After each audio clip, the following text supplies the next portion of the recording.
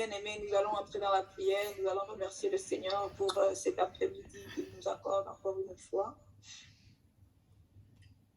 Est-ce qu'il y a quelqu'un qui va traduire?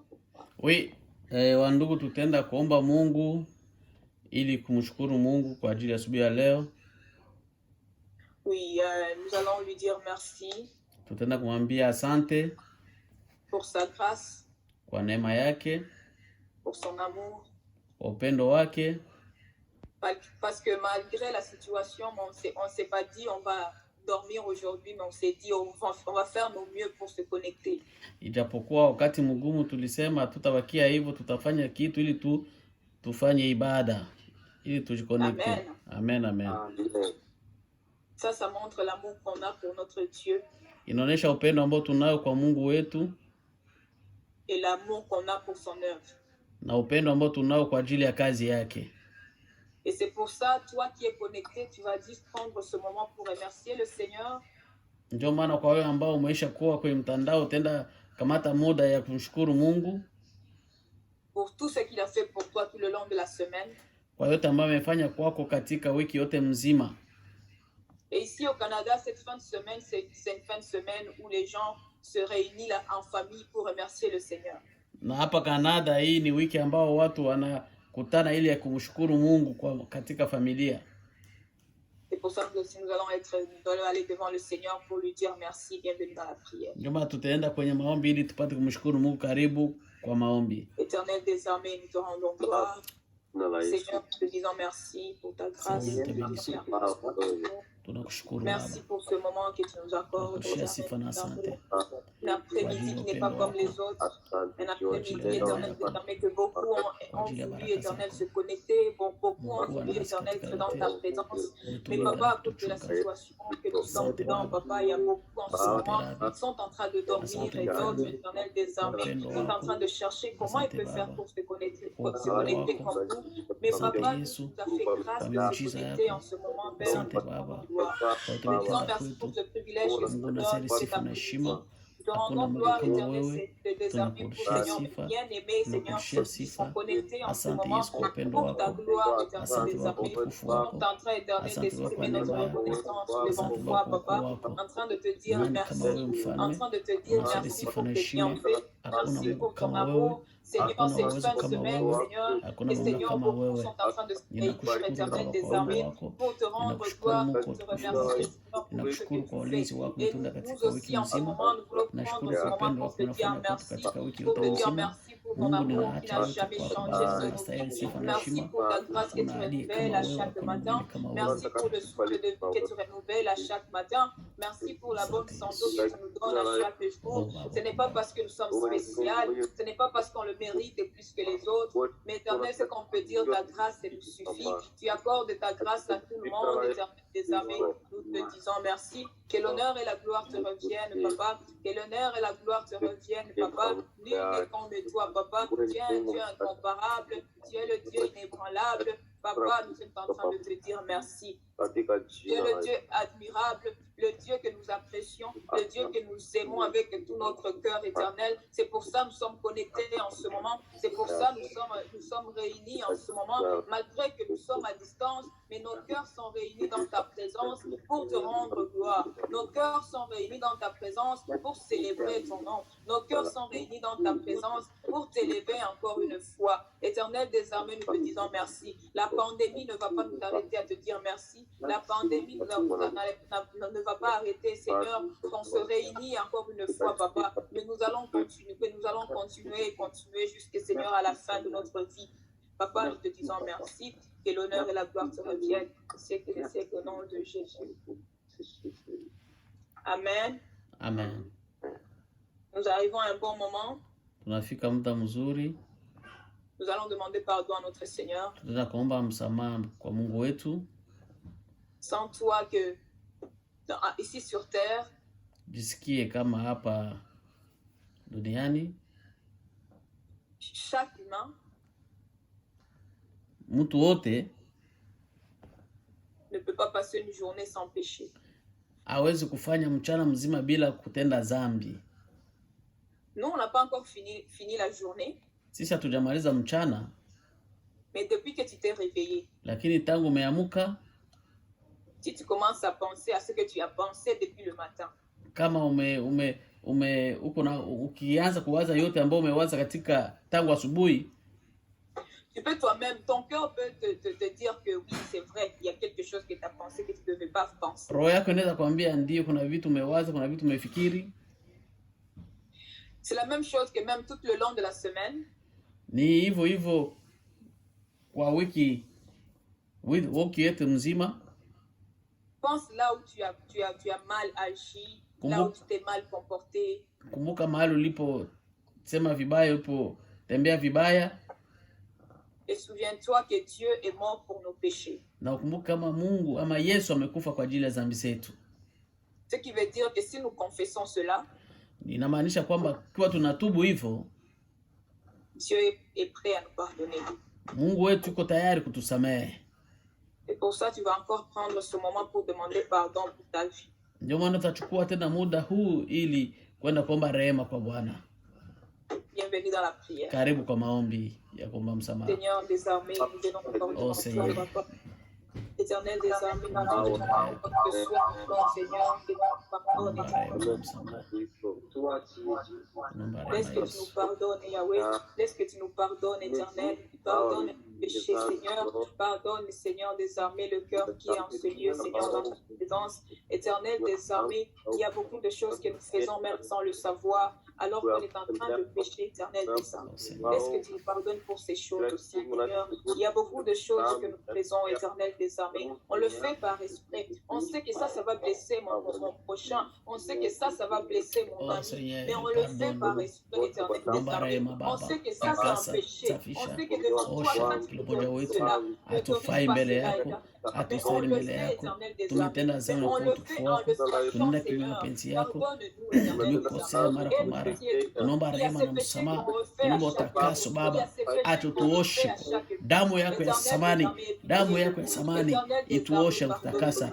Hatustahili machoni pako, hatuende machoni pako, hatufai machoni pako. Tunaomba rehema Baba, tunaomba rehema Mfalme, tunaomba rehema Mtukufu, tunaomba rehema Papa. Samehe kila mmoja wetu, osha kila mmoja wetu, safisha kila mmoja wetu. Damu yako ya thamani ituoshe, kwa maana hatuko wanadamu, tumenena mengi, tumewaza mengi, tumetembelea mengi sio kupendeza. Baba, maisha yetu imejaa dhambi, maisha yetu imejaa dhambi kwa sababu tuna mwili wa dhambi.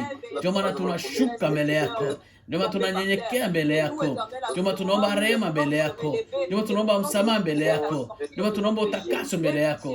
Acha Baba tusamehe, acha Baba tuoshe, acha Baba tusafishe kwa damu yako Mfalme, damu yako ya thamani ituoshe dhambi, ituoshe makosa. Hatustahili Papa, hatustahili Rabi, tunaomba msamaha, tunaomba kuoshwa kwa damu yako. Oh Seigneur, acha Baba tuoshe, utusafishe Kristo, utusafishe Papa, utusafishe Rabi. Hatustahili machoni pako, hatustahili machoni pako. Osha maisha yetu, osha mwenendo wetu, osha tabia zetu. Tunaomba rehema na msamaha. Baba utusamehe, Baba uturumie, Baba utuoshe kwa damu yako. Baba tusafishe kwa damu yako. Baba tutakase kwa damu yako. Baba tutakase kwa damu yako. Baba tutakase kwa damu yako. Cette femme, Seigneur, qu'on a amenée devant toi, Éternel des armées, tu as demandé, Seigneur, aux gens que c'est celui qui n'a jamais péché de la jeter une pierre. Et personne ne l'a fait, Éternel des armées. Ce qui montre, Éternel, à quel point tu es un Dieu d'amour. Et nous avons l'assurance que tu nous as pardonné. Nous avons l'assurance que tu vas demeurer avec nous. Nous avons l'assurance. Au nom de Jésus, nous avons ici. Amen. Amen. Bien aimé, ce que nous allons faire maintenant, nous allons donner à Pasteur Moïse pour maintenant clôturer cette première partie de la prière. Il va prier pour tout le programme. Il va demander pardon pour tout le monde. Et il va laisser tout le programme dans les mains du Seigneur. Bienvenue à la prière. Amen. Seigneur, éternel notre Dieu, Père de gloire, Père de toute éternité, je t'élève encore, Seigneur, dans cet après-midi. Je te loue, je t'adore, pour les bons moments que tu nous as donnés. Car ce que nous sommes aujourd'hui, ce n'est pas notre propre effort, mais c'est par ta grâce. Merci pour cette grâce, Seigneur. Merci, Seigneur, parce qu'à chaque instant que nous vivons, nous respirons, Seigneur, c'est une grâce. Oh, toi, tu nous as aimés les premiers avant que les gens nous aiment. C'est pourquoi tu as laissé ton temps pour venir, juste encore nous donner le chemin. Car Job a dit, Seigneur, en réalité, dans l'homme, c'est l'esprit qui est le souffle du Tout-Puissant. Oh, merci Jésus. Si toi, tu nous aimes encore, c'est parce que nous vivons, tu aimes. Ce n'est pas seulement le corps que tu aimes, mais tu aimes nos âmes. Parce que le corps, lorsque nous mourons, ça retourne à la poussière et tu n'as pas besoin de la poussière. Mais tu as besoin de ce qui se trouve dans la chair, qui est l'âme. Seigneur, je te dis merci pour le souffle de vie. Merci, Seigneur Yahweh, pour la prospérité dans nos vies. Merci pour le souffle de vie que tu accordes dans les jeunes, dans nos familles. Je te dis merci infiniment. En ce moment, Père de gloire, je recommande encore toute l'assemblée entre tes mains. Nous sommes dans ta présence. Or, là où nous t'adorons, là où nous invoquons ton nom, Seigneur, ta gloire descend. C'est pourquoi, Père éternel, de partout où nous nous connectons, dans nos maisons, dans nos chambres, dans nos voitures, j'aimerais que la gloire du Seigneur puisse se manifester, puisse descendre auprès de nous, afin que même dans nos maisons, que nous expérimentons ta grandeur, même dans nos requêtes, que nous te voyons, Seigneur Jésus-Christ, Yahweh. C'est pourquoi je te dis merci, merci, merci infiniment. Je recommande, Seigneur, ces bons moments, la modératrice ainsi que son interprète entre tes mains. Et je demande pardon pour tout un chacun de nous, car ta parole déclare, si nous disons que nous n'avons pas péché, nous te faisons pour un menteur. Et la vérité n'est point dans nous. Or, toi, tu es Dieu qui n'a jamais péché. Alors nous sommes les hommes, nous pensons, nous faisons des choses bizarres, mais toi, tu es notre Père. Lorsque nous te disons, Père, pardonne-nous, tu es prêt pour nous pardonner. Or que lorsque toi, tu nous pardonnes, tu oublies même la réponse. Mais Seigneur Jésus, nous te présentons, Seigneur, toutes choses qui vont suivre entre tes mains.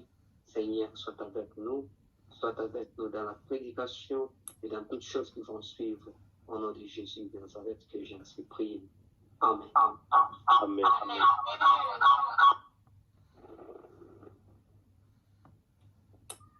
Your love is kind.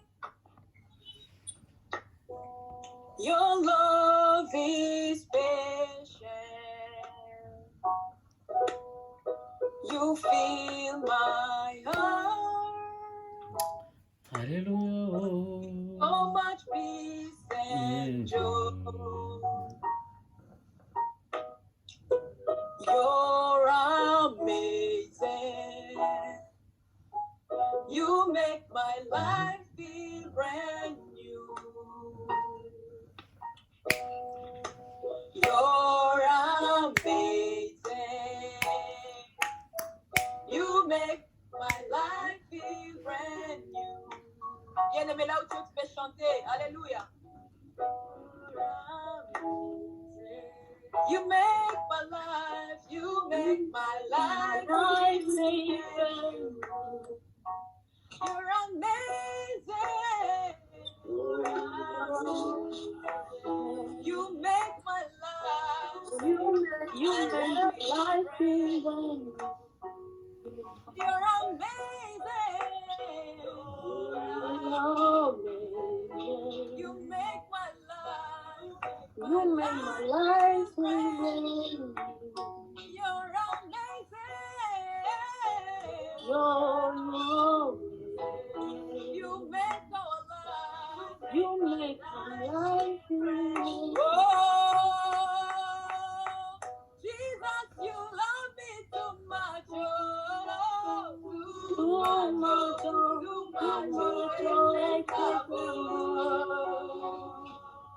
Hey, Jesus, you love me too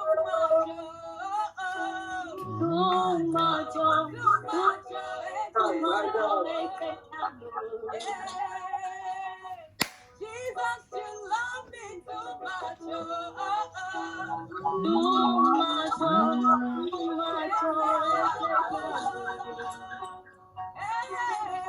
Jesus, you love me too much.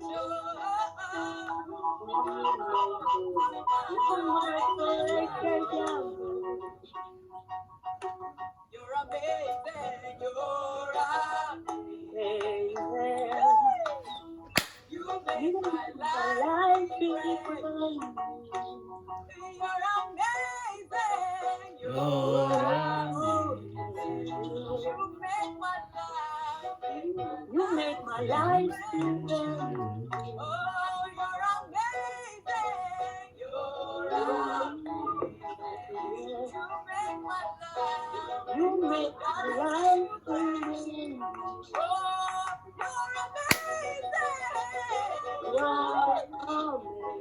You make our life. You make my life different. You're amazing. You're amazing. You're amazing. You make my life. You make my life. Jesus, you love me too much. Too much.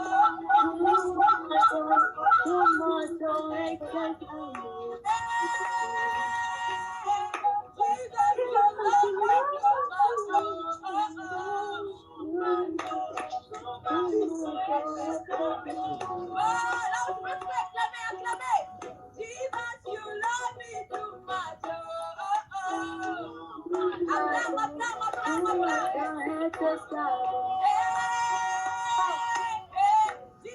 you love me too much.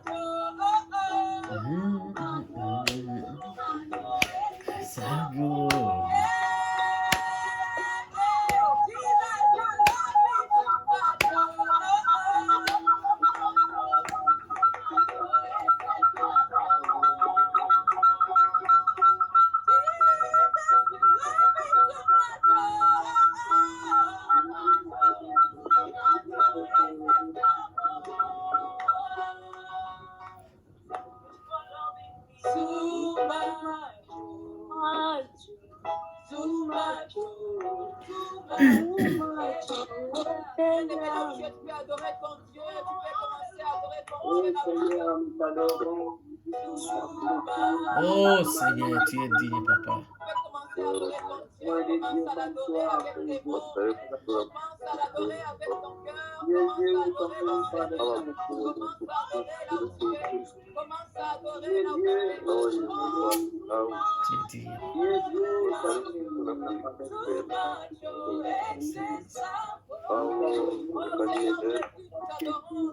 Nous te bénissons, Seigneur.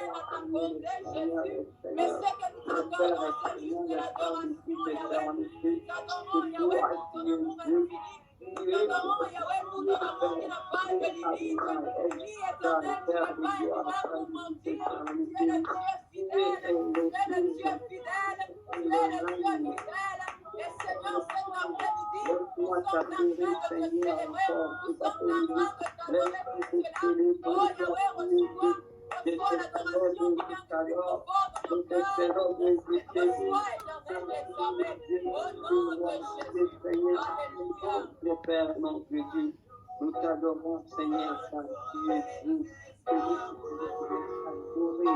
Tu mérites d'être loué. C'est toi qui es Dieu. C'est toi, ton amour règne à jamais. Nous ne point d'autre Dieu que nous pouvons adorer. Nous prosternons devant ta beauté. Prosternons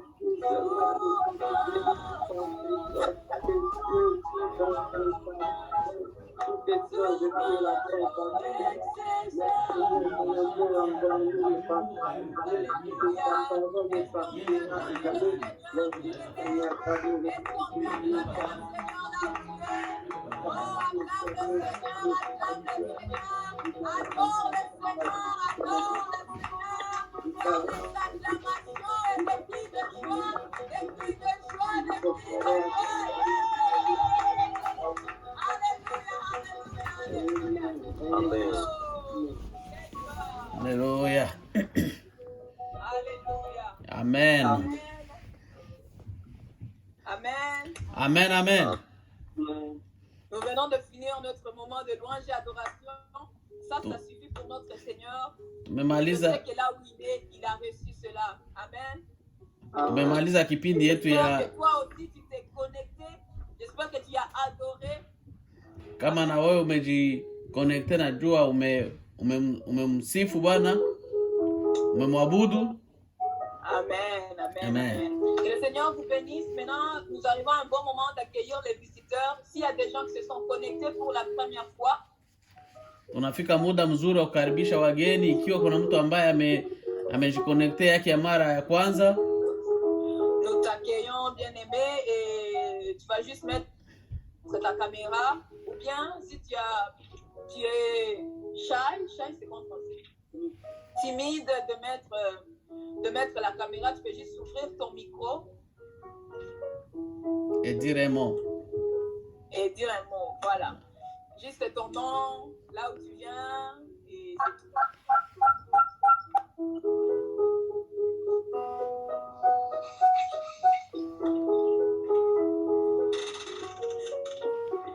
Amen. Amen.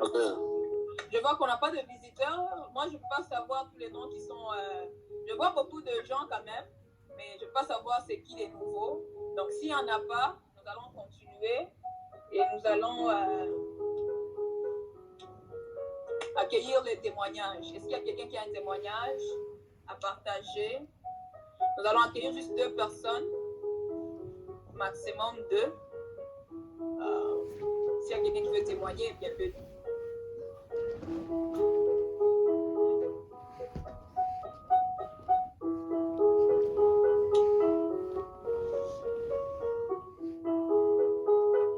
Amen. Amen. Amen.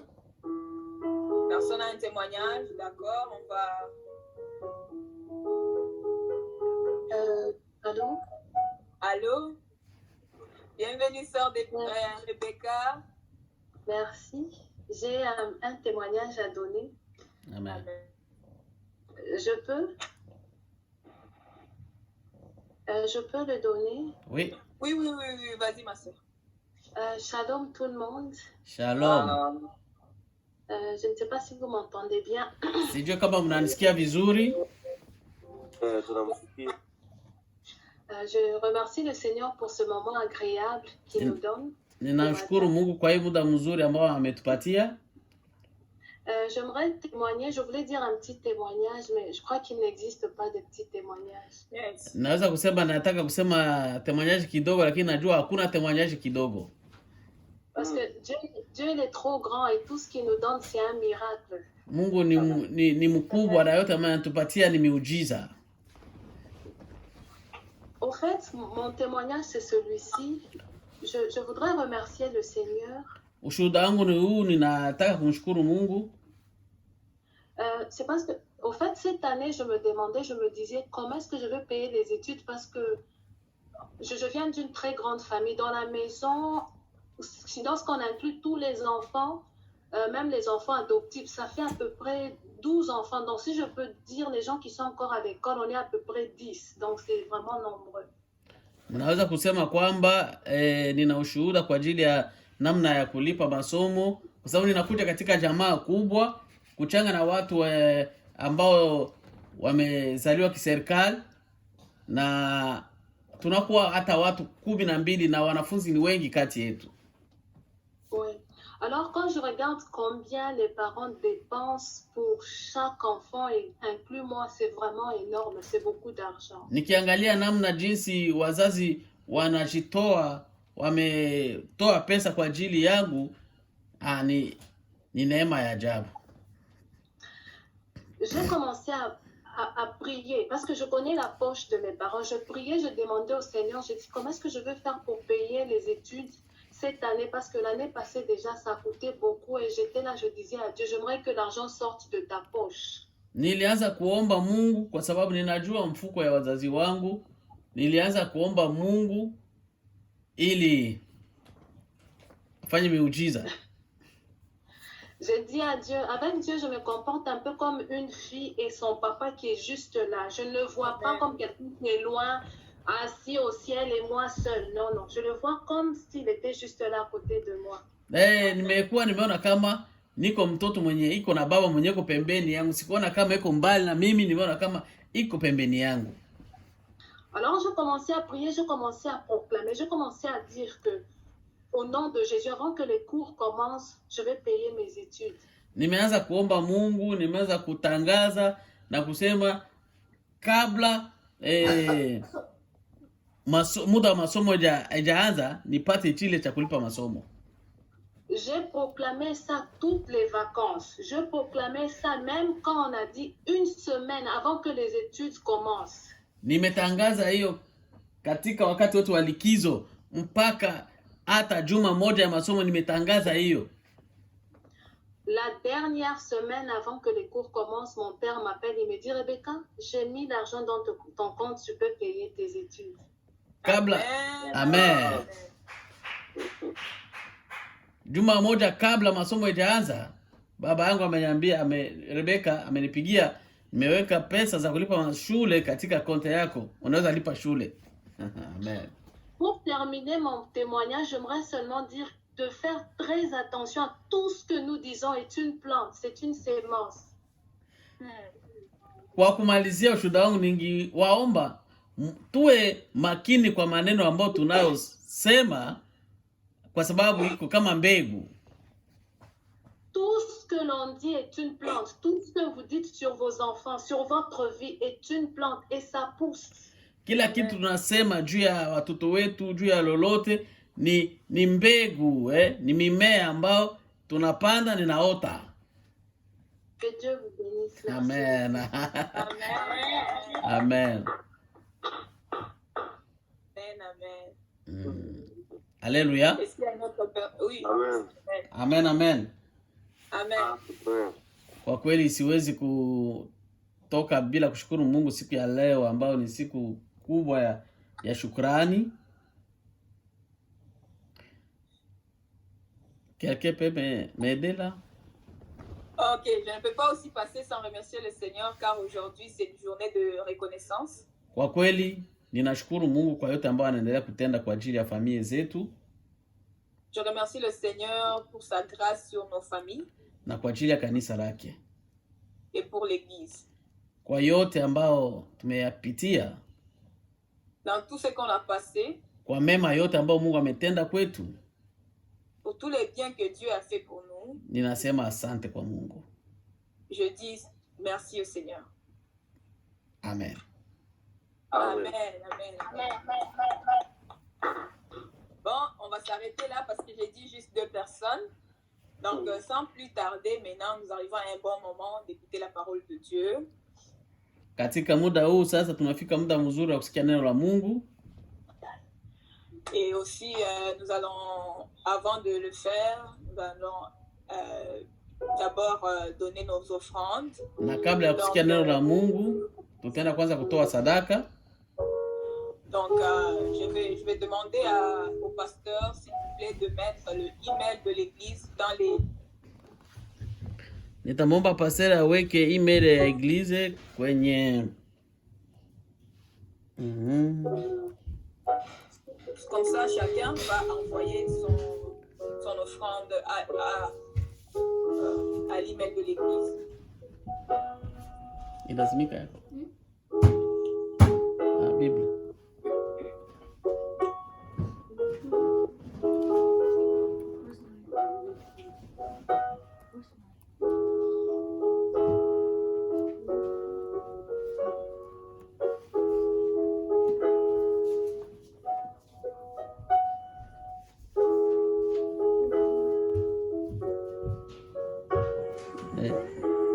Nakwambia. Mire. Mimi naisha hapa nikusi wapi ndio nitume. Naandika hapa nitugusi wapi ndio itu. Message yenu. Merci. Jésus ne t'a pas oublié.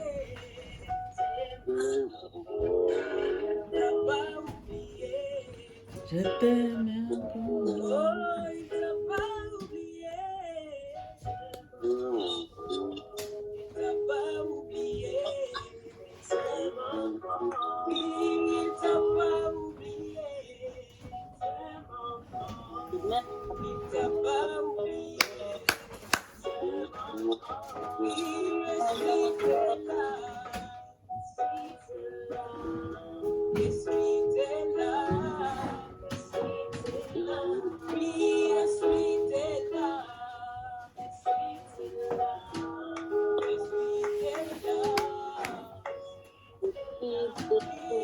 t'a pas oublié. T'aime encore. Oh, il t'a pas oublié. Jésus ne t'a pas oublié. Bique. Il t'a pas oublié. Il t'a pas oublié. Oh, il t'a pas oublié. Oh, il t'a pas oublié.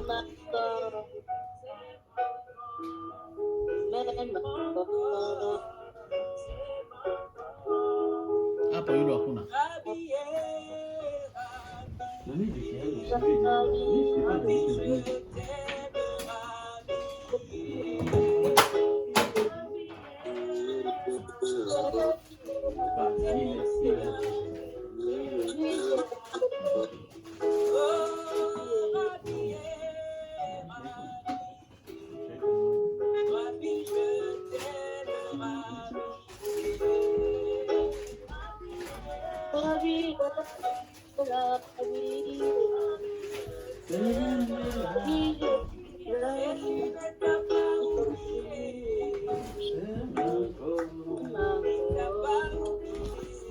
Je t'aime encore.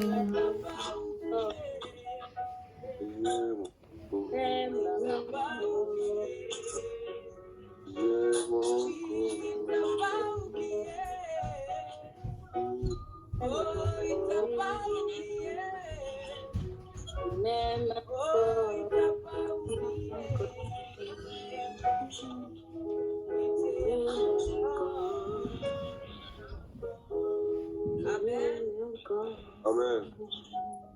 J'espère que vous avez donné vos offrandes et si vous pouvez le faire même après culte. Najua kama umetoa sadaka yenu, mnaweza hata mkaifanya baada ya ibada.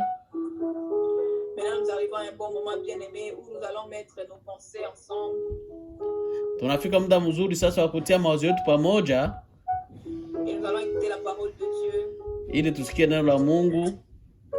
Et pour cela je vais inviter Papa Steve.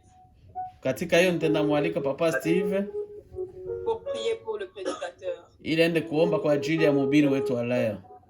Et avant de prier pour le prédicateur, na kabla ya kuomba kwa ajili ya mhubiri, qu'il bénisse les mains de chaque personne qui a donné. Ataenda pia kubariki mikono ya kila mmoja ambaye ametoa.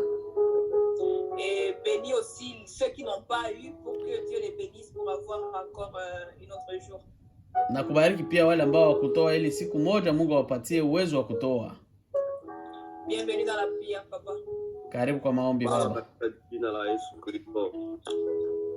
Baba, na mchana wa leo Baba, tunataka kutoa sadaka zetu Baba, wende kubariki mikono yote kunyoosha kutolea wewe mahali popote kutoa wende kuongezeka Mfalme. Tazama Mtakatifu, na wale ambapo hawakufanikisha kupata mahali ya kutoa, nao wafungulie milango ili siku ingine wapate njia kutolea. Baba, sisi hapa ni kutoa, lakini kwako ndugu nafasi ya kuchunga sadaka zetu, na sadaka zetu ni roho zetu kwanza. Mfalme, sukula roho zetu zipate kuwa na amani, zipate kuwa na shauku ya kutolea. Katika jina la Yesu Kristo tunaenda kuweka mnenaji wa neno ya siku ya leo. Mfalme Baba, pitisha kijinga cha moto katika ulimi wake, asiongeze wala asipunguze, anene mbapo ile ulimwandalia tufate kukulisha wana wako. Mfalme Baba, mahubiri ya leo izame katika roho zetu kama vile nange na kuzama ndani ya bahari. Likuwe neno la furaha, neno la kubariki. Tubarikiwe katika jina la Yesu Kristo. Nina imani Baba, mchana wa leo utamlishaji wa neno atatupatia neno ambapo litaleta faraja katika roho zetu, lenye la kuponya maisha yetu, katika jina la Yesu Kristo tukienda kuomba na kuamini. Amen. Amen. Amen, amen, amen. Amen. Nous allons maintenant accueillir le prédicateur. On va acclamer pour la parole de Dieu. Bienvenue. Amen. Amen. Alléluia. Amen. Bienvenue. Alléluia. Amen. Amen. Oh. Amen.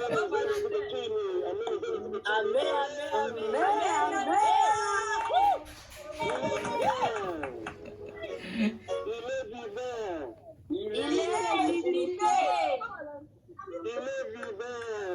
Il est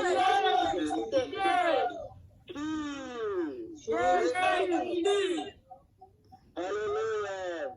Amen. Donc, je rends à l'Éternel. Je vais mélanger le swahili et le français pour que nous puissions aller ensemble dans la bonne direction. Tunatanga Swahili na Kifaransa pamoja kusudi sisi wote tulishe maneno la uzima. Haleluya. Amen. Ok. Alors, aujourd'hui, nous avons passé le jour de la reconnaissance. Nous sommes shukrani. Hapa Canada, la serikali ilipenda imtolea Mungu kwa kushukuru juu ya mapato, juu ya amani ya nchi, na tunashukuru sana sababu Mungu pia alipenda tukue hapa na sisi tupartage ile bénédiction ambayo Mungu alipatia hii nchi. Donc Dieu nous a fait grâce, nous aussi de participer à cette bénédiction que l'Éternel a donnée à ce pays. Alléluia. Amen. Amen. Alors, je vais d'abord bénir notre pasteur ainsi que la direction de l'organisation de l'église. Nitabariki mchungaji pamoja kabisa na direction ya kanisa yote mzima. Parce qu'ils ont songé à moi, le serviteur de l'Éternel, pour pouvoir partager ce que Dieu a dans mon cœur. Kwa kuwa kabisa walinikumbuka leo tena na mimi pour que nidonne parole en tant que mtumishi wa Mungu. Alléluia. Amen. Amen. Amen. Alors, le titre de notre message, c'est Na thème ya message yetu le 7e saut. ni Le mihuri 7e saut. Mihuri ya saba. Yes. Alléluia. Amen. Alors, vous allez trouver que c'est un enseignement que j'ai déjà donné, mais je vais encore insister pour que l'enseignement entre et pénètre dans l'âme et dans l'esprit. Amen. Ni message ambayo nilikuwa tayari nisha kuifundisha, lakini napenda kuirudia tena poke neno ingie ndani ipenye kabisa ili eleweke vizuri. Alléluia. Amen. La Bible déclare que à qui donc irons-nous au Seigneur? Neno la Mungu linasema tutaenda tena wapi o Bwana? Et c'est toi qui possèdes les paroles de la vie éternelle. Kwa kuwa ni wewe na maneno ya uzima wa milele. Je prie au nom de Jésus. Naomba kwa jina la Yesu que cette parole va amener la vie dans le cœur et l'esprit de chaque personne qui m'écoute. Amen. Amen. Wai ndani ya maisha ya kila mmoja yule ambaye ananisikia. Que cette parole va amener la résurrection de tout ce qui est mort dans la vie de chaque personne qui m'écoute. Na hii neno itafufua vitu vyote ndani ya maisha ya mtu vyote vilikufa. Alléluia. Amen. Shangilia Bwana. Amen. Amen. Amen. Amen. Amen. Alléluia. Alors vous allez lire la parole de Dieu. Tutasoma neno la Mungu Parce que moi j'enseigne les Écritures. parce que mimi nafundisha maandiko. Yes. Alléluia. Amen. La Bible déclare, car tes paroles sont vies et esprit. Kwa kuwa hii neno ni uzima na milele. Alléluia. Amen. Amen. Recevez la vie au nom de Jésus. Amen. Recevez l'Esprit de Dieu au nom de Jésus. Upokee jina la Yesu. Soyez remplis de l'Esprit de Jésus au nom de Jésus. Mkwe kabisa mmejana roho wa Yesu kwa jina la Yesu Kristo. Alors, quelqu'un va lire la Révélation chapitre 8 à partir de 1 à 5. Tutasoma neno la Mungu mkitabu ya Ufunuo chapitre 8 de 1 à 5. 1 à 5. Alléluia. Amen. On commence à Swahili. Nani msomaji mwema? Ufunuo ngapi? Celui qui trouve en Swahili, il peut simplement lire Nani Apocalypse msomaji? chapitre Msomaji 8. mwema. Oui. Chapitre? Ufunuo. Sura yake anga? No. Sura ya Bwana ngapi? Yesu asifiwe. Amen. Amen. Kitabu cha Ufunuo mstari wa 8 tunaanzia sura ya kwanza. Sura ya 8 mstari wa kwanza mpaka wa 5. Inasema katika jina la Yesu Kristo, Amen. hata alipoifungua muhuri ya 7 kukawa kimya mbinguni kama muda wa nusu saa. Nami nikawaona wale malaika 7 wasimamao mbele za Mungu. Nao wakapewa baragumu 7. Sura ya 3 inasema, na malaika mwingine akaja akasimama mbele ya madhabahu mwenye chetezo cha dhahabu, akapewa uvumba mwingi ili autie pamoja na maombi ya watakatifu wote juu ya madhabahu ya dhahabu iliyo mbele ya kiti cha enzi, na moshi wa ule mvumba ukapanda mbele za Mungu pamoja na maombi ya watakatifu kutoka mkononi mwa malaika. Na huyo malaika akakitwaa kile chetezo, akika chanzo moto wa madhabahu, ukautupa juu ya nchi. Kukawa radi na sauti na umeme na tetemeko la nchi. Bwana Yesu asifiwe. Amen. Amen. Mshangilie neno la Bwana. Amen. Haleluya. Tunaona hapa sisi wote le septième saut. Tunaona kabisa namna gisi neno inatuambia kuhusu muhuri wa 7. Mais avant d'aller au septième saut, je voudrais d'abord une récapitulation des 6 premiers. Avant ya kuingia muhuri wa 7, tutasema kwanza, tutakumbusha hii mihuri ingine ilipita. Haleluya. Amen. Amen.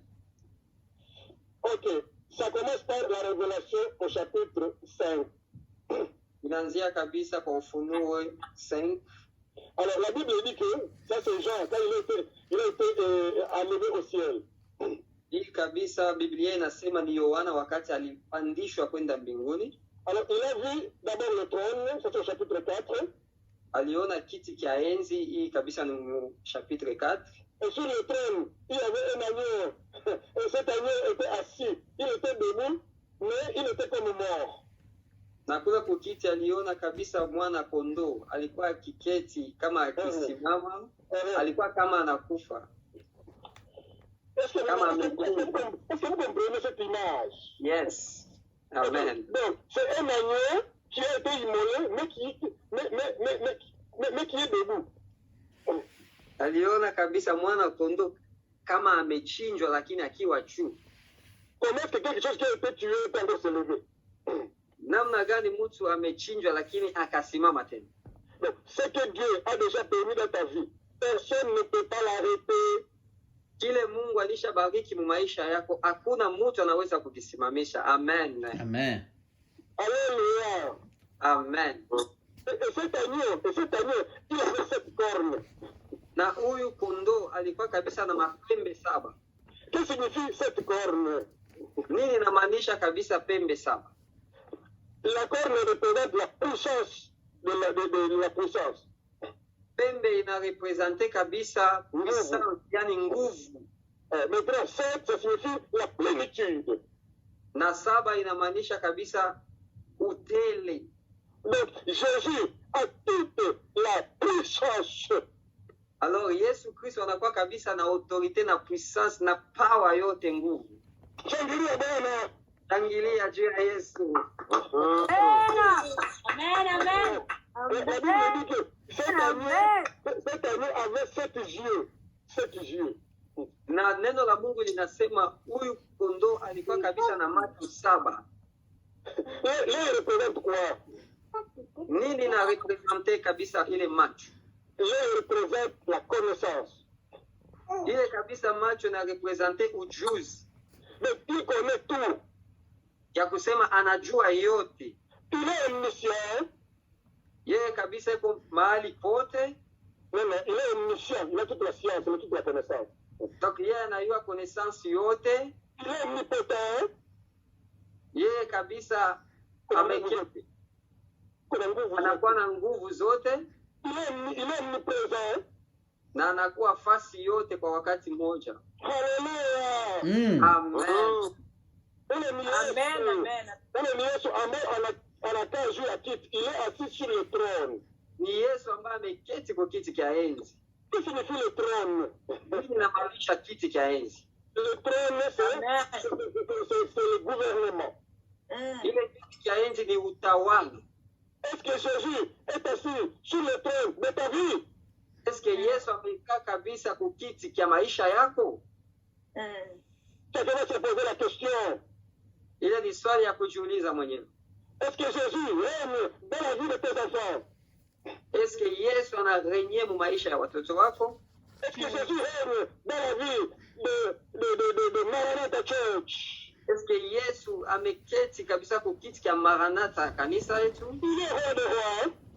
Yeye ni Bwana wa mabwana, yeye ni mfalme wa mabwana. Le Seigneur des seigneurs. Ni Bwana wa mabwana. Shangilia Bwana. Amen. Donc, vous voyez déjà Jésus. Le chapitre 5 parle d'un livre qui était scellé. Na kabisa Ufunuo 5 inasema juu ya ile kitabu ilikuwa imefungwa na mihuri 7. Alors Jean commence à pleurer parce qu'il n'y avait personne qui pouvait ouvrir le livre. Alors Yohana alilia kuona mtu akufungua hiki kitabu. Alors là je lui dis ne pleure pas, usilie. Alors malaika akamwambia hapana, usilie, ne pleure pas. Voici le lion de la tribu de Juda. Il est capable d'ouvrir le livre. Angalia kabisa ule ambaye aliye simba la kizazi cha Wayuda ana uwezo ya kufungua hii kitabu na mihuri yote 7. Je vous donne le secret, je vous donne le secret de chaque parole. Nitamirevele kabisa secret wala siri ya parole yote isemekana. Jésus est capable, il connaît le secret de ta vie. Yesu anajua kabisa siri ya maisha yako. Parce qu'il est alpha et oméga. Kwa kuwa yeye ni mwanzo pia na mwisho. Il connaît l'histoire. Anaijua kabisa historia. Parce qu'il est le rocher des âges. Parce que yeye kabisa ni mwamba. Alléluia. Amen. Amen. N'ayez pas peur. N'ayez pas peur. N'ayez pas peur. Parce que ta vie est dans la main de Dieu. Kwa kuwa maisha yako iko ndani ya mikono ya Mungu. Le Seigneur est ton berger. Bwana ni mchungaji wako. Alors maintenant, le premier saut. Na ile kabisa nguvu ya kwanza, la Bible est claire. Neno iko wazi. C'est l'antichrist. Ile kabisa ni mpinga Kristo.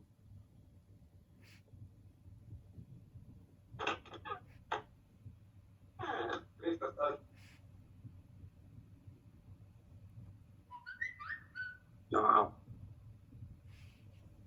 Come on.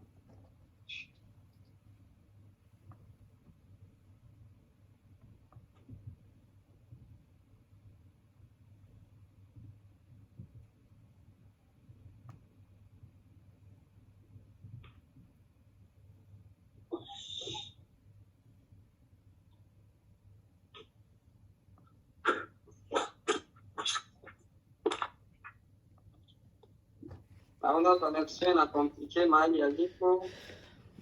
Allô? Hello? Amen. Mais la connexion. Ah oui. Ok, ça va maintenant. Donc, le premier saut parle de l'antichrist. Allez-y. Na Mungu wa kwanza inasemezea juu ya mpinga Kristo. Le deuxième saut, il parle sur la guerre. Na ile Mungu wa pili inasemezea kuhusu vita.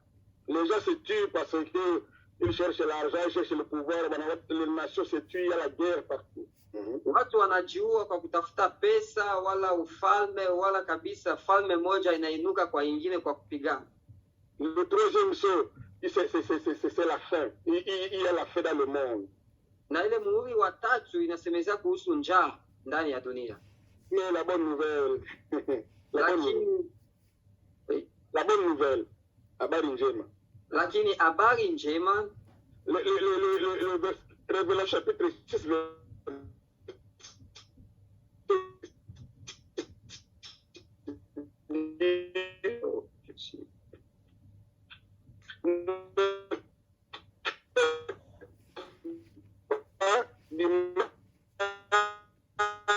à l'huile et au vin. Révélation 6, verset 6. Ne faites pas du mal à l'huile et au vin. Allô?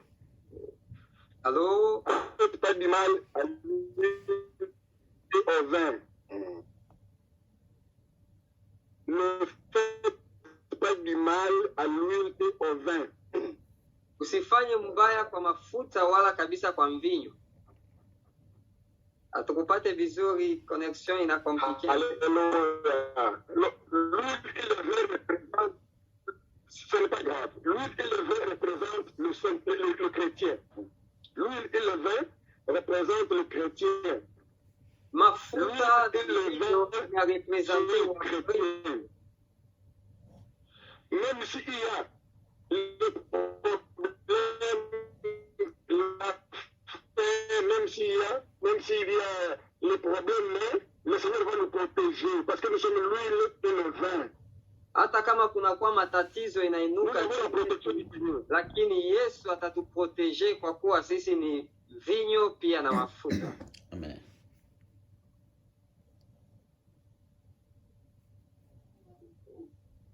Alléluia. Amen. Bon, maintenant, les persécutions.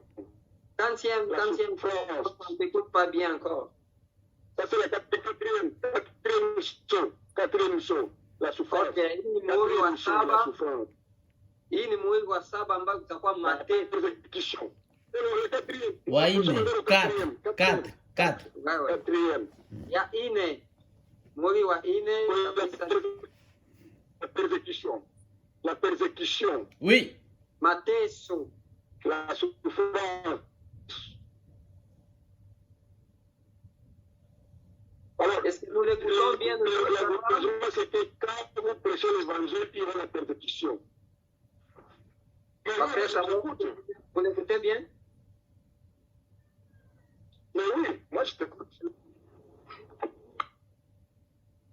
Est-ce que vous comprenez ce qu'il y a? Maintenant, ça mais avant, ça peut être. Donc, le quatrième chose, c'est la persécution. Quand vous suivez le Christ, vous serez persécuté. Na muhuri wa ine kabisa ni mateso. Alors, le cinquième chose représente les gens qui sont morts à cause de l'évangile. Na muhuri wa tano ni wale watu walikufa kwa ajili ya habari njema ya Mungu. Alors, alors il dit, Seigneur, à quand la vengeance? Il parle au Dieu, il dit, quand vas-tu nous venger? Kama Giantis. Alors Dieu leur dit, encore un peu de temps, je vais vous venger, mais attendez, jusqu'à ce que le nombre de ceux qui seront tués soit terminé. Donc, il dit, à quand la vengeance, à quand la vengeance? Le Seigneur leur dit, attendez encore. Alors wale kabisa manafsi ilikuwa ilisha kufa, wakaanza kabisa kureklame vengeance na kumwambia Mungu avenge juu ya dunia, lakini Mungu akawambia hapana, bado mpaka kabisa nombre yenu na ya wale waliko kabisa duniani wakufe ienee, ndio nitafaa vengeance. Haleluya. Amen. Oh, mtafsiri mwema, mtafsiri mwema. Alors maintenant le sixième saut. Na alors, ça parle de pestilences, la pestilence, c'est-à-dire les maladies incurables. Na muhuri wa sita inasemezea kuhusu kabisa mateso ya magonjwa. Le tremblement de terre. Inasema tetemeko juu ya dunia. Et c'est là où nous sommes aujourd'hui, la pandémie. Na leo mui situation tuko juu ya pandemie. Ça c'est la pestilence, c'est-à-dire les maladies graves comme la peste, pestilence. Hii kabisa inakuwa ni juu ya magonjwa ya nguvu kabisa. Maintenant nous allons au septième saut.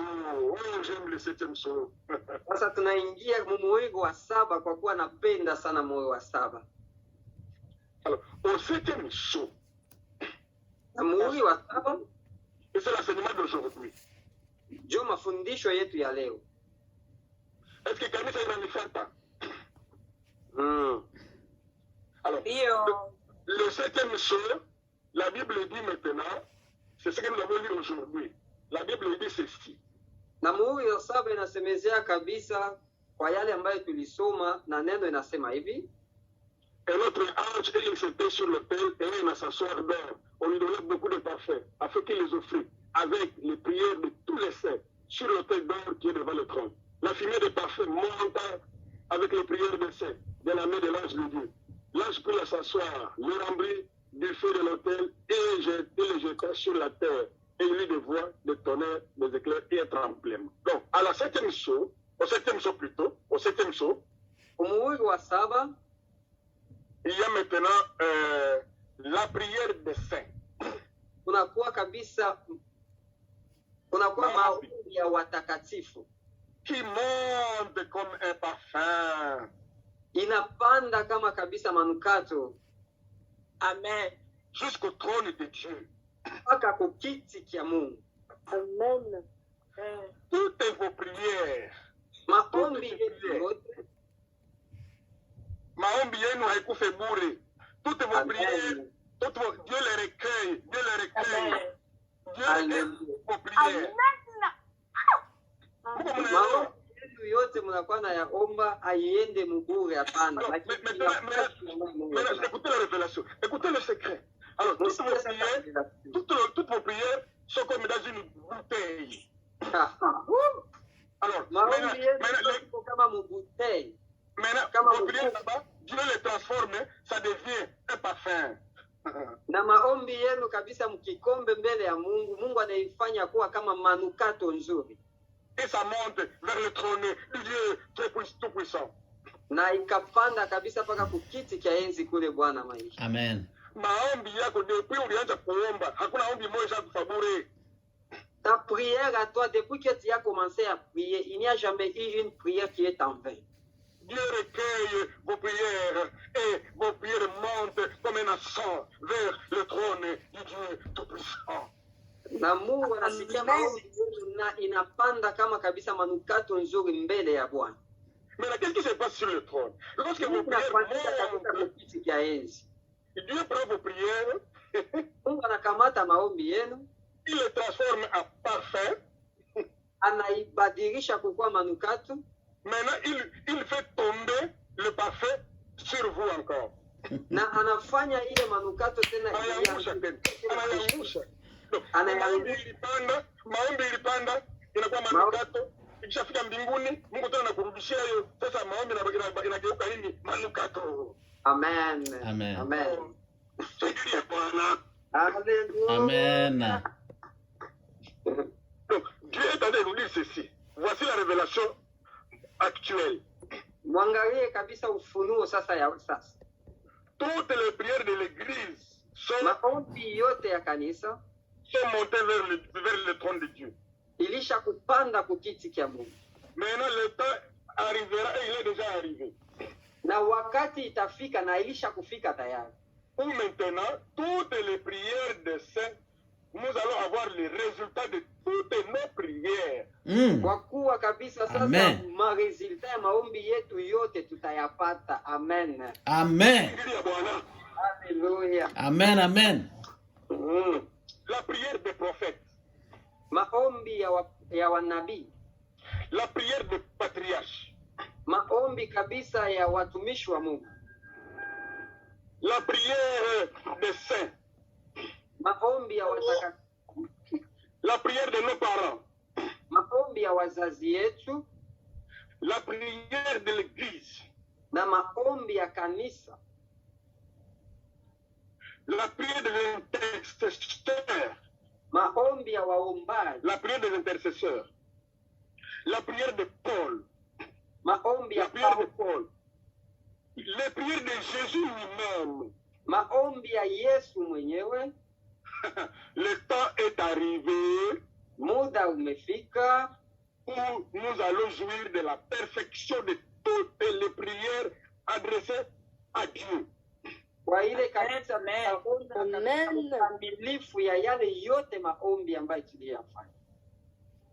Shangilia Bwana. Amen. Amen. Amen. Amen. Amen. Avec la parole de Dieu. Napenda kumibrancher, kumiconnecter na parole ya Mungu. On va lire Hébreux chapitre 11 de 39 à 40. Tutasoma kwa Ibrania 11 39 à 40. Je vais vous encourager, soyez excités pour la prière, aimez la prière. Napenda kabisa kuwatia moyo puke muujue maana ya maombi na isikufe bure. Maombi yako haikufe bure, pasteur Moïse. Amen. Ma prière ne va pas en vain. Kanisa Maranatha, maombi yetu haikufe bure, inageuka manukato. Maranatha, ta prière ne va pas en vain. Amen. Amen. Oh, lisons la parole s'il vous plaît. Tusome neno. Alléluia. Amen. Amen. Hébreux chapitre 11, verset 39 à 40. Unapata kwa hii anaweza kusoma Waebrania 11 39 à 40. Mtu mmoja mara moja asome, tuende mbio, mtu mmoja asome, tuende haraka. Tunasoma kitabu cha Waebrania. Soma. Sura yake ya 11 na mstari wake wa 39 mpaka 40. Amen. Ok, nous lisons au nom de Jésus. Amen. Hébreux chapitre 11, verset 39 à 40. Alléluia. Tout cela, à la fin duquel il a été rendu témoignage, n'ont pas obtenu ce qui leur était promis. Dieu ayant en vue quelque chose de meilleur pour nous, afin qu'il ne parvinsse pas sans nous à la perfection. Amen. Amen. Shangilia Bwana. Amen. Shangilia Bwana. Shangilia. Biblia inasema, qu'est-ce que la Bible dit ici? il y a des gens qui ont prié, mais Mimi neno la Mungu linasema ils n'ont pas vu ça. kuna watu wale waliomba Mais ils n'ont pas vu. Ils n'ont pas vu. lakini hawakuona matokeo. Mais Dieu a réservé une génération. Lakini Mungu kabisa réservé kabisa génération ingine afin que c'est dans cette génération que nous allons parvenir à la perfection. Pour que ile génération ifike kabisa kukamilifu. Donc, tu es né parmi les bons moments de la vie. Ulizaliwa kabisa kwa wakati mzuri sana ya maisha. Parce que tu es la génération qui va voir le retour de Jésus. Parce que huku kabisa génération ile taona ujio wa Yesu. Et avant que Jésus revienne, avant que Jésus revienne, avant Yesu akue, nous allons entrer dans la perfection, l'accomplissement de toutes les écritures, toutes les promesses, tous les vœux, toutes les prières seront répondues au nom de Jésus. Kamilifu ya kila kitu, kila maombi, kila kitu kilisemekana tutaliona. Alléluia. Amen. Shangilia Bwana. Shangilia. Amen. My God, my God. Alléluia, my goodness. Nous allons lire Jacques chapitre 5. Je vais vous encourager. Vous pouvez l'écriture pénètre dans vos cœurs et dans vos esprits. Jacques chapitre 5. Oh my goodness. My goodness. Jacques chapitre 5. Alors, on va commencer à partir du 16. De 16 à 18. 16 à 18. Yakobo 5, 16 à 18. Soma mara moja. Tunatafuta maliza. Tunatafuta maliza. Sina muda. Sina muda. Allez-y.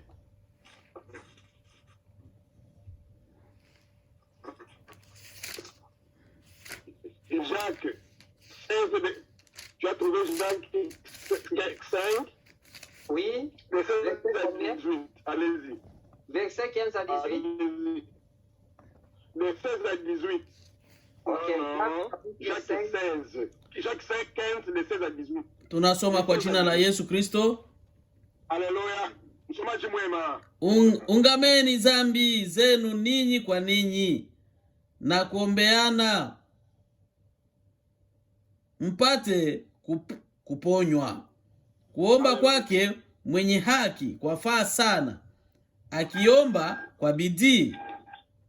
Eliya alikuwa mwanadamu mwenye tabia moja na sisi, akaomba kwa bidii mvua isinyeshe, na mvua haikunyesha juu ya nchi muda wa miaka 3 na miezi 6. Akaomba tena mbingu zikatoa mvua, nayo nchi ikazaa matunda yake. Amena. Amen. Shangilia neno la Mungu. Shangilia neno la Bwana. La prière sauvera les malades. Ok, la Bible dit que Élie était un homme comme nous.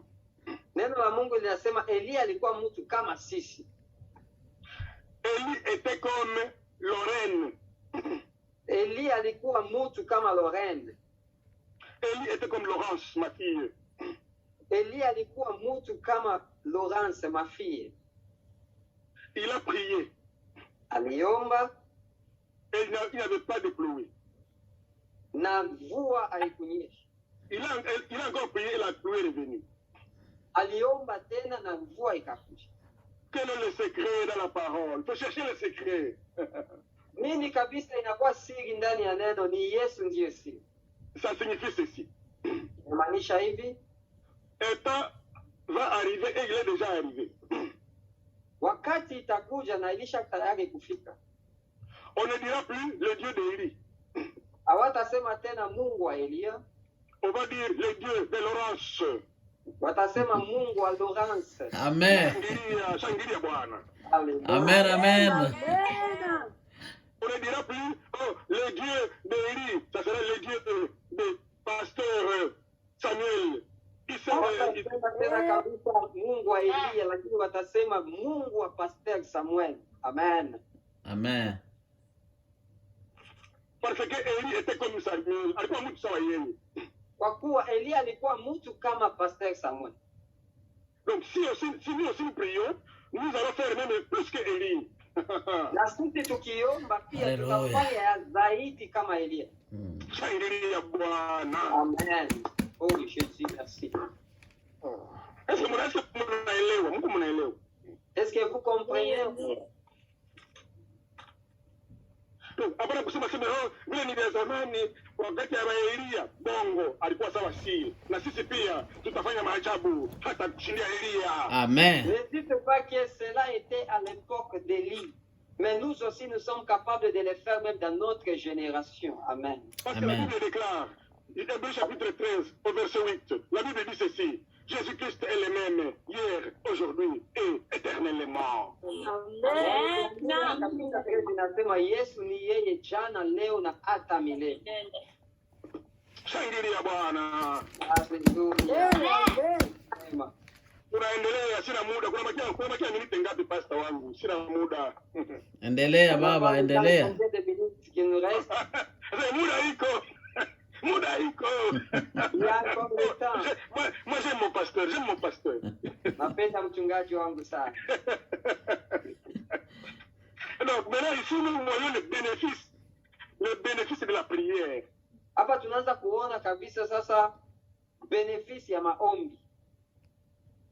Mungu hakukuita kwa bure kwa maombi. Mungu hakukuita kwa bure. Mungu hakukuita kwa bure. Dieu ne t'a pas appelé en vain ou bien pour rien. Hébreux chapitre 11 au verset 6. Oh, j'aime cette parole. Hébreux 11 verset 6. Nani tasoma? Mchungaji mmoja tu alikuwa anasoma nani pasteur nani? Le pasteur Samuel va chaque fois dire à Swahili. Comme ça nous gagnons parce que il y a beaucoup de trésors, de richesses dans la prière. Oh my God. Amen. Amen. Waebrania 11 mstari wake wa 6. Neno la Mungu. Okay. 5 inasema hivi. Kwa imani Enoki alihamishwa asije akaona mauti wala kuonekana, kwa sababu Mungu alimuhamisha namna kabla ya kuhamishwa alikuwa ameshuhudiwa kwamba amempendeza Mungu. 6. Lakini pasipo imani haiwezekani kumpendeza, kwa maana mtu amwendeaye Mungu lazima aamini kwamba yeye yuko na kwamba huwapa thawabu wale wamtafutao. Amen. Amen. Tunaendelea. Shangilia neno la Bwana. Amen. L'exemple de quelqu'un qui lui a récompensé. Hii kabisa ni mfano ya mtu yule ambaye alipata recompense wala malipo. Il s'appelle Enoch. Anasema Enoch. Il s'appelle Enoch. Jina yake ni Enoch. Oh, la Bible dit que cet homme a tellement plu à Dieu. Il a plu à Dieu. Neno la Mungu linasema Enoch alimpendeza Mungu. Au point que il n'était plus. Au point où il existait, Dieu l'a pris. Dieu l'a pris. Jusqu'à tel point que Mungu alimuchukua. Dieu n'a pas voulu qu'il puisse voir la mort. Mungu akupenda Enoch aonje mauti. Il y a une génération. Tunakuwa kabisa Il y a une génération qui ne verra pas la mort. Alitaonja mauti. Kizazi ambacho kitaona mauti. C'est donc, il y a une autre chose. Parce que c'est la génération que Jésus va retrouver en vie. Kwa kuwa ni kizazi ambaye Yesu atakuta kingali kabisa naishi.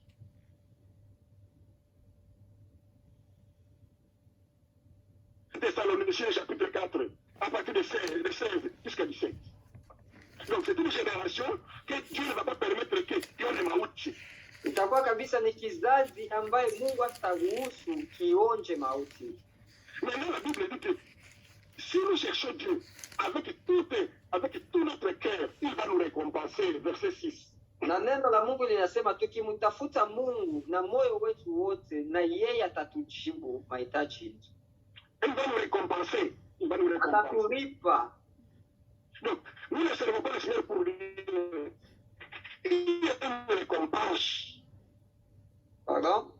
Nous ne servons pas le Seigneur pour rien. Il y a une récompense. Hatumtumikie Mungu kabisa kwa hivi tu, lakini kunakuwa kabisa mafaa. Et puis il y a une récompense ici et au ciel.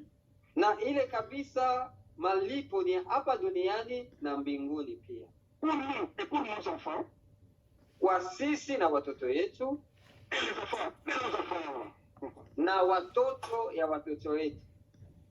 Donc, quand vous allez à l'église, vous ne dites pas,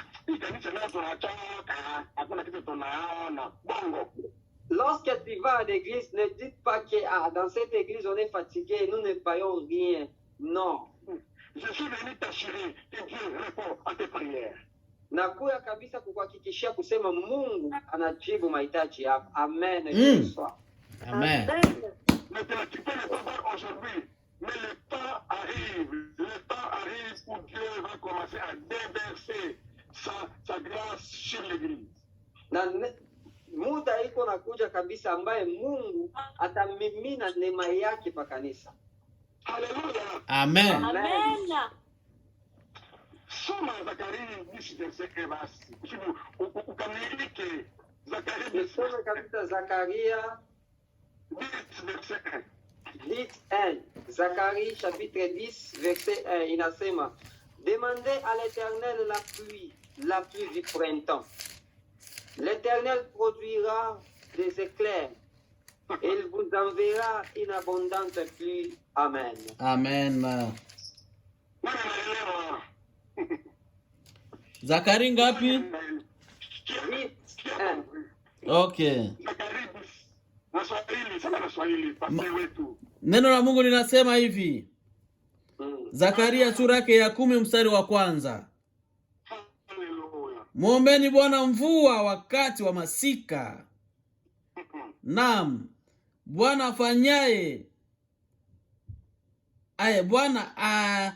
afanyaye umeme, naye atawapa manyunyu ya mvua. Kila mtu atapewa nyasi kondeni. Amen.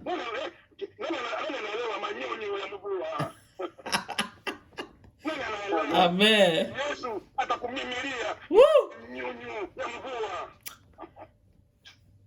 Oh. Shangilia Bwana. Amen. Amen. Le Saint-Esprit à trois niveaux. Amen. Le Saint-Esprit à trois niveaux. Na Roho Mtakatifu anakuwa kabisa na nivo tatu. Ce sont des révélations. Nous avons ma siri ya ufalme wa Mungu. Ça, ce sont des révélations du royaume des cieux. Alléluia. Amen. La première révélation, le Saint-Esprit, il vient comme de l'eau. Na revelation ufunuo ya kwanza inakuwa kama Roho Mtakatifu anakuwa kama maji. Inakuwa kisima. C'est quoi ça? Inakuwa kisima ya maji. Alléluia. Amen. Amen. Amen. La deuxième révélation, le Saint-Esprit maintenant, le deuxième niveau, il est comme une rivière.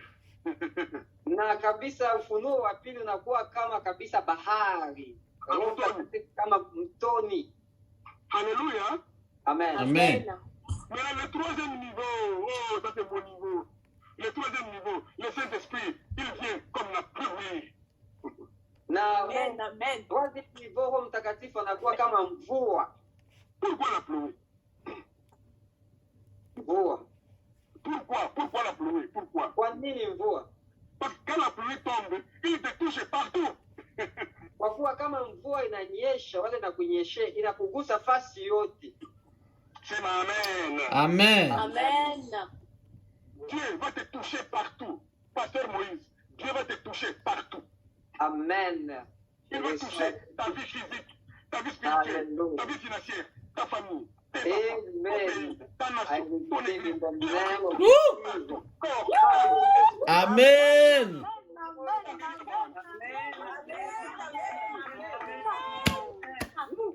Amen.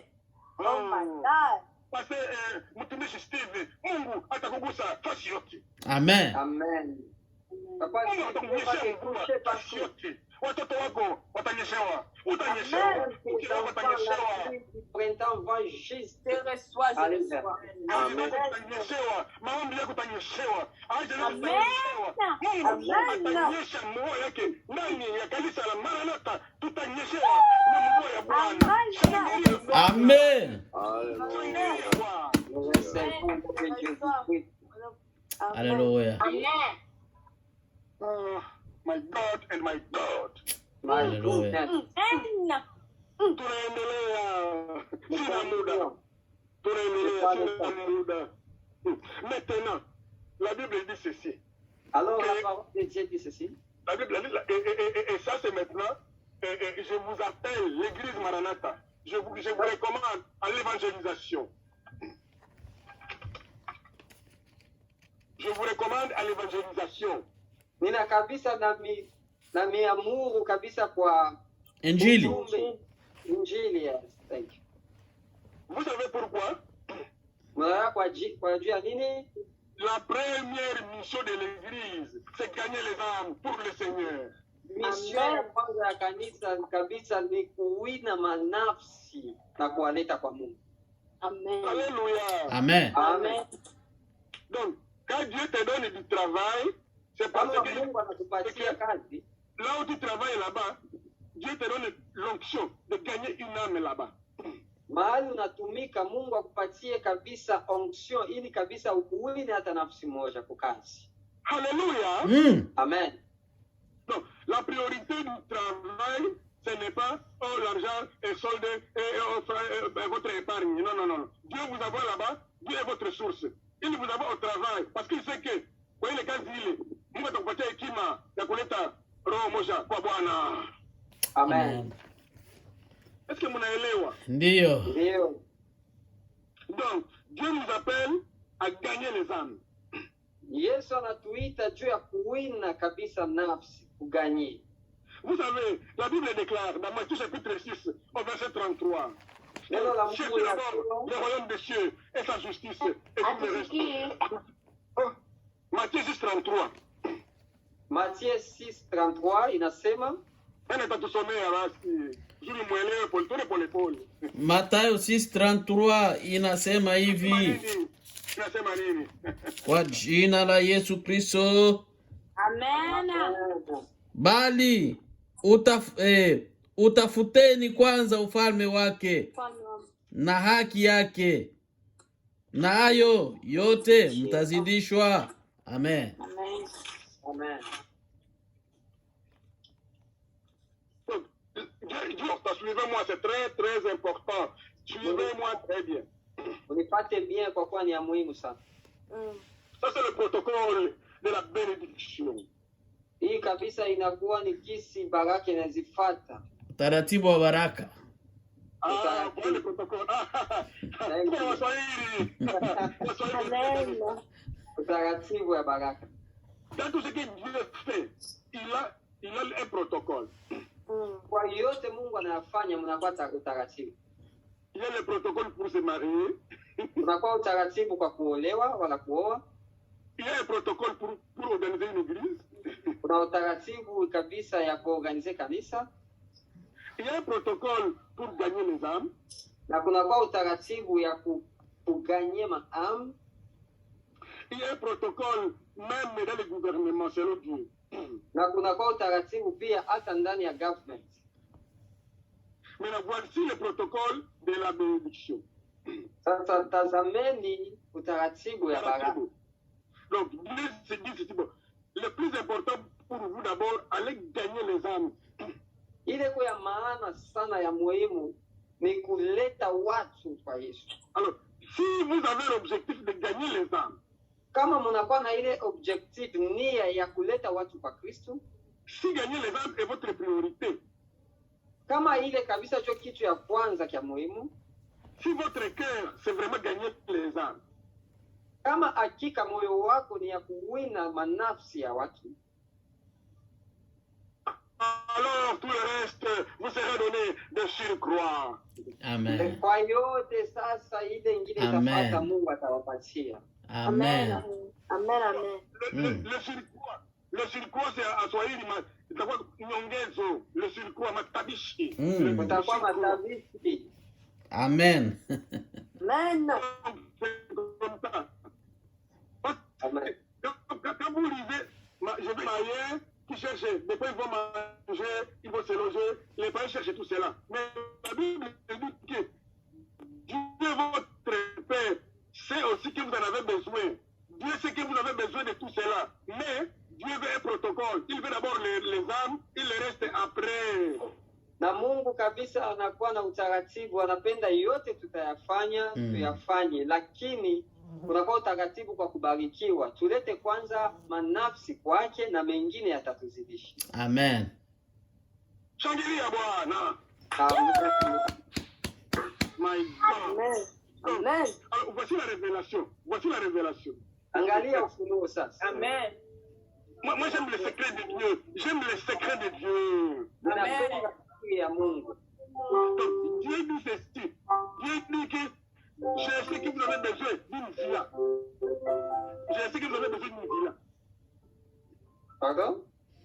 Najua Je mko sais que vous avez besoin d'une bonne maison. najua mnahitaji nyumba. Okay. Voiture. Endelea pasteur. Najua mnahitaji gari. Vous avez besoin de fermes, de plantations. Mna haja ya shamba, ya mashamba. Je sais tout cela. Je sais. Ninajua yote, ninajua yote. Amen, amen, amen. Que vous aussi, pasteur Daniel, vous avez besoin d'une bonne villa. Amen. Amen, je reçois. Mais, j'ai dit, d'abord le royaume, d'abord les âmes. Les maisons, les voitures vont venir après. Alléluia. Lakini kabla ya yote ni kutafuta mioyo kwanza, kuleta watu kwa Yesu, mengine yote itakuja nyuma. Est-ce que vous savez pourquoi ça c'est le premier objectif de Dieu? Vous allez joindre, tu vas faire les cases. Il y a sababu. Alors, je vais terminer par là parce que mingi hatuwezi kuimaliza. Faida ya kutumikia Bwana, faida ya maombi, faida ya kazi ya Mungu, faida ya kumtafuta, faida ya utakaso, ni ya mingi, hatuna muda. Kwa hiyo nitaenda kumalizia hapo, hakuna muda, faida ya yote ya kumtafuta Mungu, ya maombi. Tunamaliza na trois versets na tuachia pale. Sababu ni vipi? Alors, on va lire 2 Pierre chapitre 3 verset 9. Oh, j'aime ce passage. Tunasoma kitabu cha Petro.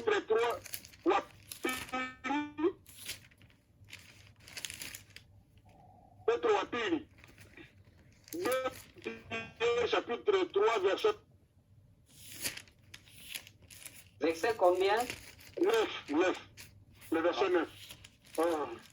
Petro wa pili chapitre yake ya ngapi? 3. Okay. Mtusomee pastor wetu. Neno la Mungu linasema hivi. Haleluya. Bwana akawii kuitimiza hadi yake kama wengine wanavyozani. Amen. Kama wengine wanavyokuzani kukawia. Amen. Bali huvumilia kwenu, maana hapendi mtu yeyote apotee, bali wote wafikirie toba. Amen. Amen. Munaelewa sasa, bwana, munaelewa sababu Mungu anapenda kila mtu wote aokoke, kusikua hata mmoja anabakia. Kama kuna mtu mmoja mkanisa ya Maranatha ambaye anapokea Bwana Yesu, Hii ndio wakati ya wokovu. Leo ndio wakati ya kuokolewa, hapana kesho. Leo, aujourd'hui, est le jour de votre salut. Amen. Amen. Amen. Parce que Dieu veut que tous soient sauvés et parviennent à la connaissance de la vérité. Amen. Si vous avez une père, si vous avez un parent, si vous avez un oncle qui n'est pas encore sauvé, allez lui présenter l'évangile. Amen. Parce que Dieu veut que toute votre famille soit sauvée. Vos oncles soient sauvés, vos tantes, vos parents, vos neveux, vos nièces, tout le monde de votre famille soit sauvé. Amen. Amen. Amen. Hata mmoja asipotee, bali sisi wote tuokolewe. Amen. Amen. Maintenant, la bonne nouvelle c'est que quand nous servons le Seigneur, Mungu atakupatia mwisho mzuri. Amen. Amen. Un des versets les plus beaux de la Bible. Mungu atakupatia mwisho mzuri. Mungu atakupa mwisho mzuri ikiwa unamtumikia Mungu. Alléluia. Ecclésiaste chapitre 7 verset 8. Kwa Swahili. 7 verset 8. Ecclésiaste. Mhubiri. Ndio. Inasema nini? Msomaji mwema. Acha nipafike hapa kabisa. Okay. Mhubiri sura yake ya 7 mstari wa 8. Neno la Mungu linasema, heri mwisho wa neno kuliko mwanzo wake, na mvumilivu. Na watangazia au nom de Jésus, je prophétise. Amen. Dieu va nous donner une bonne fin à chacun d'entre nous, à tous nos anciens, nos pasteurs, à tous les serviteurs, les servantes, à toute la chorale de l'église, à tous les serviteurs. Vous aurez une bonne fin. Parce que vous n'avez fait une chose. Qu'est-ce que commencement? Amen. Amen. 2021, je termine par là. Cette année 2021, c'est une année qu'on appelle l'année de la percée. On appelle ça en anglais the breakthrough. Vous allez percer. Il y a eu des blocages en 2020. Des blocages sur blocage. Pandémie, Corona, 2021, avant le 31 décembre. Utatoboa. Amen. Amen. Utatoboa. Amen. Amen. Maranatha itatoboa. Amen. Amen. Kila mtumishi wote atatoboa. Amen. Mwana kutoboa, utatoboa, tu vas percer. C'est breakthrough. Amen. Amen. Kulikuwa kibambazi hakipendi uingie. Sasa Mungu anasema kama utabomoa, utapasua kibambazi, utapita. Hallelujah. Hallelujah. Amen. Amen. Amen. Tout ce qui est blocage, utatoboa. Amen. Soit la bénédiction. Amen. Utatoboa. Amen. Kila mtumishi wote wa kanisa atatoboa. Amen. Tu vas percer. Et le verset de la percée, Utoboa. Ce verset-là se trouve dans la Bible au chapitre Genèse chapitre 38. Un instant. Genèse chapitre 38. Au verset 29. Qui a trouvé? Nous sommes à Jumouema. 38, 29. Nous sommes à Jumouema. La Bible dit. Amen. Oui. Cependant, il retira la main et c'est son frère qui sortit. Alors, la sage femme dit, quelle brèche tu t'es ouvert, et on l'appela Père. Amen. Ile ni sauti ya Sara. Sauti ya Sara. Jeanne. Jamais. Ni Jeanne. Oh, Jeanne, utatoboa. Amen. Il reçoit. Mnajua historia hii. Ni watoto wawili walikuwa na mapasa. Paliko mtumbu, sasa kulikuwa Peresi na mloko yake. Sasa mloko akatafuta kuweza kupita mbele ya mkubwa. Sana anazaliwa, anaacha mkono. mkono unatoka nje. Na mama anacheza kwa kakamba tena anarudisha mkono. Akisharudisha mkono sasa Peresi akakuya. Mwenye alikuwa nyuma anapita mwenye alikuwa mbele anatoboa. Amen. Akambatia bila Peresi. Amen. Kama mwenye alitoboa. Amen. Mwana anataka kublokea usipite mbele. Amen. Mungu anasema sema utapita mbele na watu watashangaa wanasema namna gani ulipita mbele. Amen. Unatoboa. Amen. Kazi zote Mungu utatoboa. Musa utatoboa mwaka hii. Amen. Mwaka ya Maria nchi yako. Mwaka ya kwenda Zimbabwe. Mwaka ya kwenda kwenye mariachi.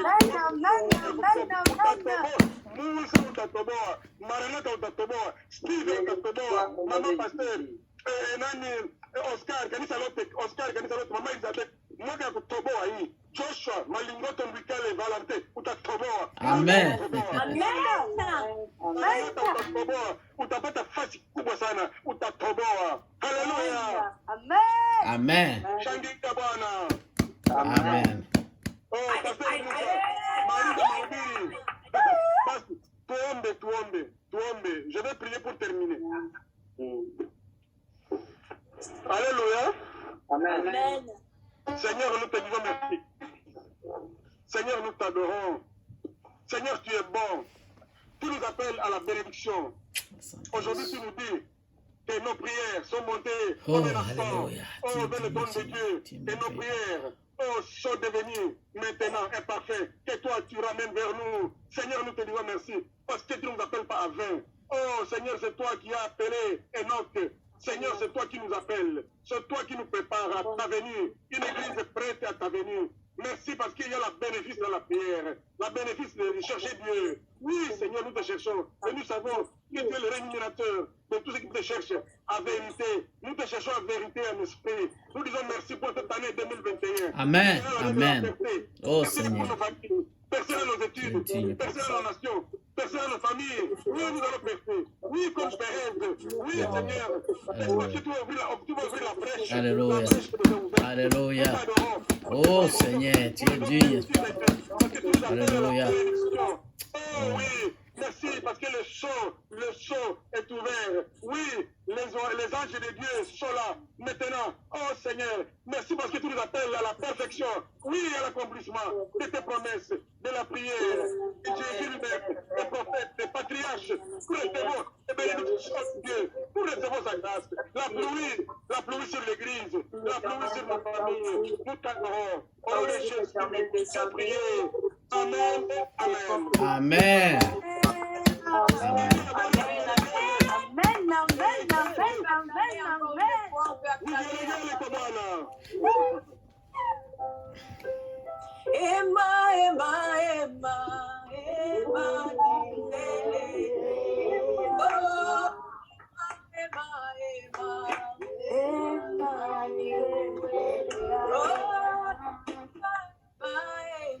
Amen. God. Amen. Amen. Lorsqu'on veut chanter, il faut tous mettre au mythe pour qu'on écoute seulement celui qui chante. On écoute seulement Laurence. Nous, on va chanter chez nous. Parce que on n'attend rien. Si tout le monde met le micro, laissez seulement Laurence et tout ce qui est là chante. Nous, on va chanter dans le mythe. Amen. On sera toujours bénis comme ça.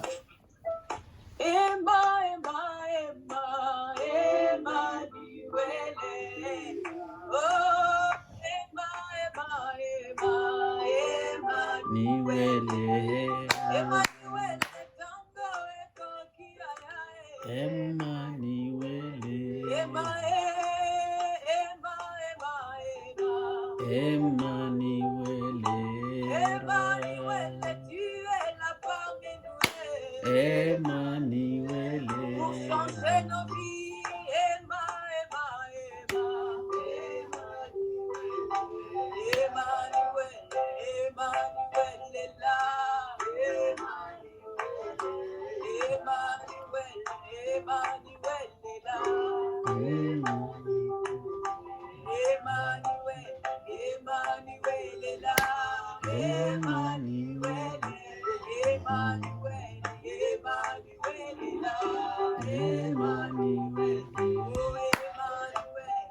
Emmanuel est là. Emmanuel est là. Emmanuel est là. Alléluia. Amen. Amen.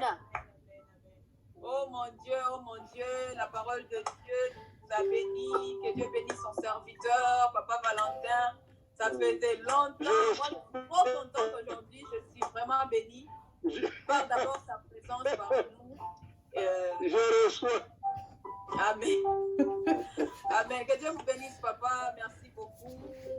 Mungu akubariki baba kwa neno la leo. Ilikuwa siku mingi. Napokea. Je reçois. Barikiwe sana. Que l'honneur et la gloire reviennent à notre Seigneur Jésus-Christ. Amen. Amen. Amen. Donc, nous arrivons à un bon moment où nous allons laisser maintenant la parole à notre pasteur Samuel pour nous donner les annonces. Et il va continuer avec le programme. Bienvenue, Papa. Alléluia. Amen. Amen, amen, amen. Amen.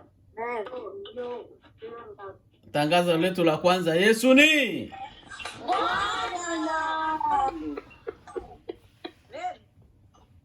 tangazo la kufuata ni kuhusu programu ya maombi.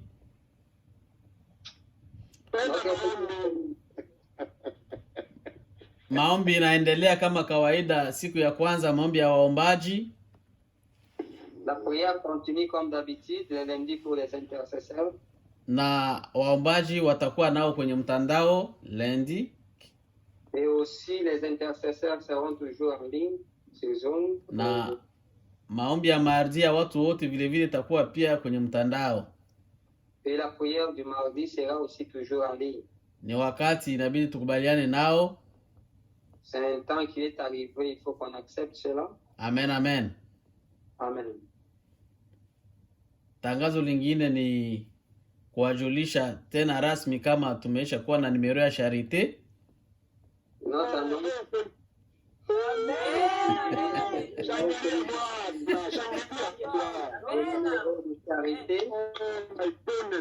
Kwa hiyo utakapotoa sadaka hata kwenye mtandao kuna nafasi kumesaje banaandikaka, unaandika jina lako hapo, unaandika ni sadaka gani, unaandika na adrese yako, kwa sababu mwisho wa mwaka tukupatie report ama resi ya kwenda declarer no tax. Même quand on fait juste les offrandes en ligne, il y a quelque part tu peux écrire ton nom, l'adresse, afin qu'à la fin de l'année, que nous puissions te donner des récits. Amen. Amen. Kwa hiyo tunawashukuru sana. Nous vous remercions.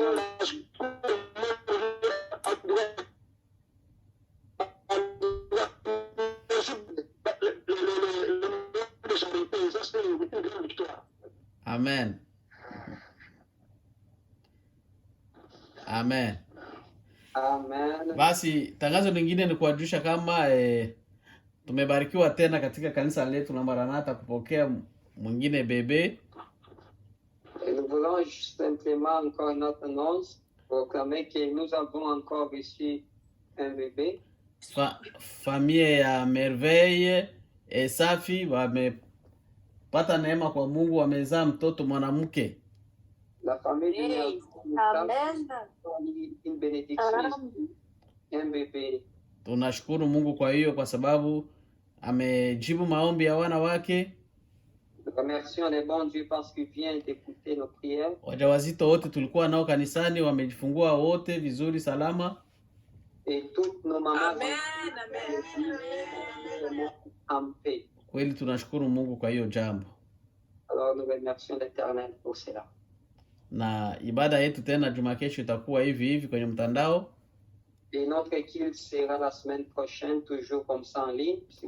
Kwa sababu confinement hii ni ya 2 semaines. Parce que le confinement, ça prendra 2 semaines. Wakati utakwisha basi tutawajulisha.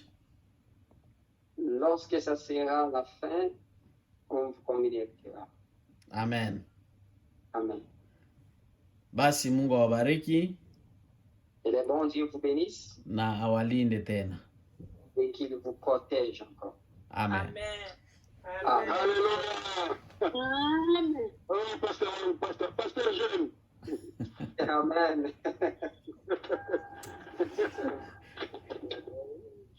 Kwa neema.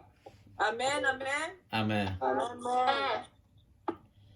Nous allons maintenant donner au pasteur même de clôturer pour nous. Nous avons fini le culte d'aujourd'hui. Amen. Rendez-vous encore dimanche. Rendez-vous d'abord mardi, Oui. lundi pour les intercesseurs. Mardi, la prière ici même sur Zoom. Et dimanche. Donc, c'est ça pour aujourd'hui. Que Dieu vous bénisse. Merci à tout le monde qui ont participé. Continuez à inviter les autres.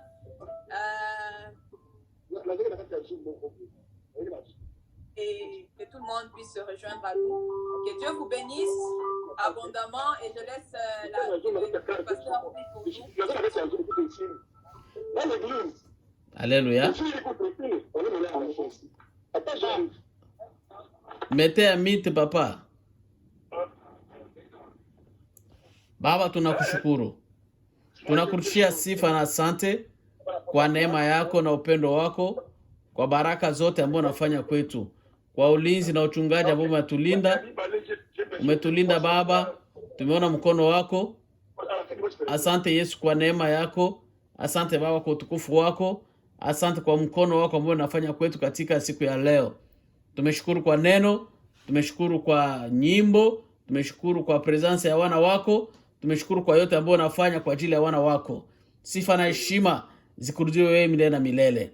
Baba, katika muda huu ninakuja mbele yako nikiombea wana wako wote, uendelee kuwa na pamoja nao, walinde na kuwachunga katika mahitaji wanazo, uende kujibu kama vile mtumishi wako amenena leo.